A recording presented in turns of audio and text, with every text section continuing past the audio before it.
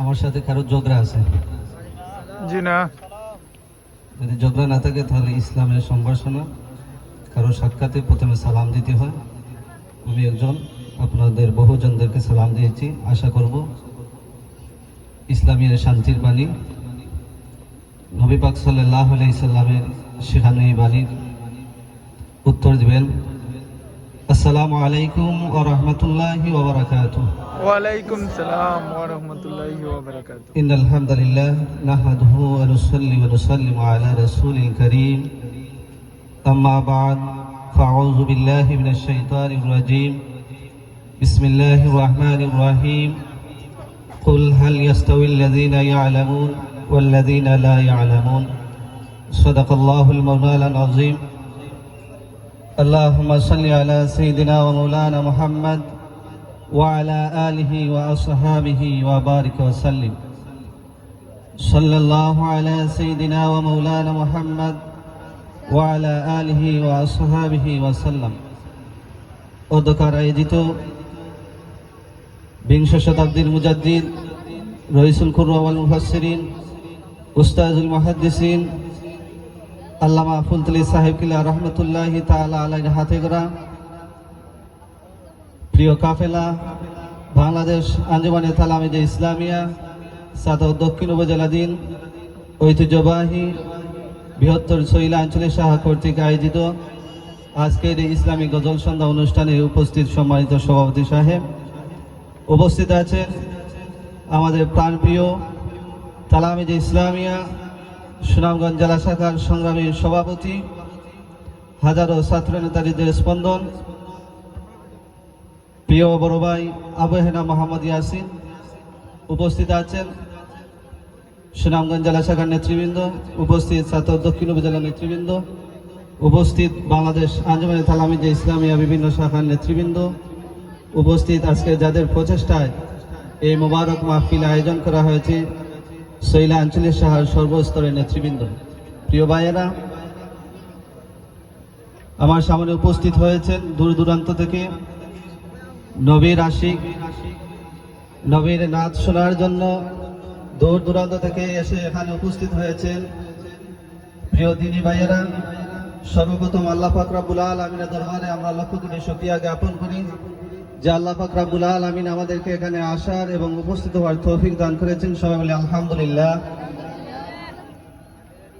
প্রিয় উপস্থিতি, আজকের মূল আকর্ষণটা এই বক্তব্যের মধ্যে নয়। আমরা সবাই এসেছি গজল শোনার জন্য।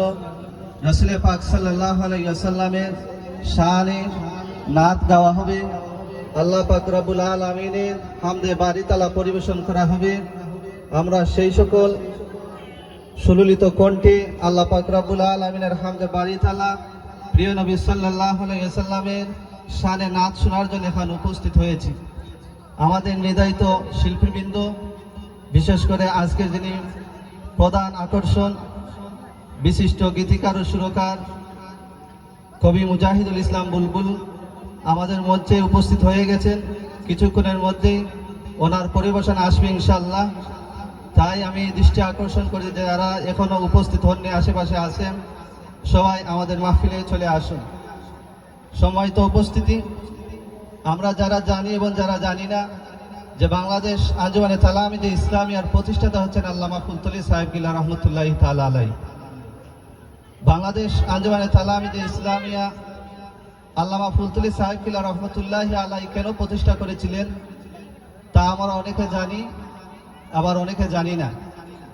না জানার মধ্যে আজকের দুই একটি জানা কথা আপনাদেরকে জানিয়ে দিতে চাই যে আল্লামা ফুলতলি সাহেব কিলা রহমতুল্লাহি তাআলা আলাইহি কেন এই ইসলামী ছাত্র সংগঠন তৈরি করার জন্য 1980 সালের 18 ফেব্রুয়ারি হাজার হাজার উলামা মাশায়েখদেরকে নিয়ে এই তালামিজে ইসলামিয়া সংগঠন তৈরি করেছেন।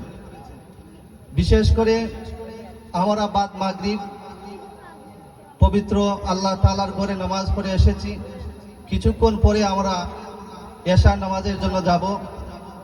নামাজ পড়তে গিয়ে আমাদের সর্বপ্রথম যেটি প্রয়োজন সেটি হচ্ছে আমাদের কেরাত শুদ্ধ হওয়া, ঠিক কিনা? ঠিক। আমাদের কেরাত যদি শুদ্ধ না থাকে তাহলে নামাজের মধ্যে কেরাতটা কেরাত পাঠ করা হচ্ছে ফরজ। যদি আমার নামাজের মধ্যে কেরাত পাঠ করাটা শুদ্ধ না হয় তাহলে আমার নামাজ হবে না। তাহলে নামাজ শুদ্ধ হওয়ার জন্য আমাদের কেরাত শুদ্ধ হওয়ার প্রয়োজন আছে কিনা? সেই কেরাত শুদ্ধ, সহি শুদ্ধ তেলাওয়াত গোটা এই বাংলাদেশ সহ বহির্বিশ্বে প্রচার এবং প্রসার করেছেন আল্লামা ফুলতলী সাহেব কিবলা রহমতুল্লাহি তাআলা আলাইহি।